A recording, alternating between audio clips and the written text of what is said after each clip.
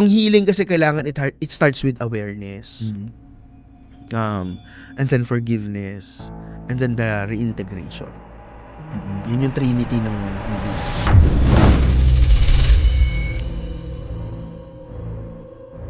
awareness, meaning parang kumbaga sa krimen, you have to follow the money, you have to follow the triggers, because the triggers will point you to where the original trauma is, or traumas were nasaan.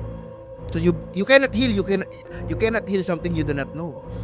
You cannot heal kung hindi mo nakikita that there is a need to heal. So that's awareness. So yun yung pinaka-umpisa. And then forgiveness. Ang ginagawa natin, nagpo-forgive tayo kagad. Parang walang yung sinasabi natin, move on, let go. Parang forgiveness din.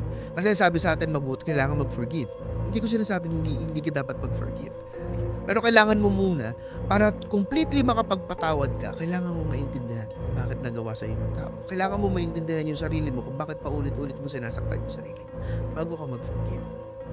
Kasi ganyan yung ginawa natin eh. Sabi sa atin, mabuti. Kailangan mag-forgive ka. Sabi ni Jesus Christ ganito. You have to come to an understanding si Jesus Christ is very aware, very self-actualized. You cannot just assume na ikaw, kaya mo ding maging katulad niya right away.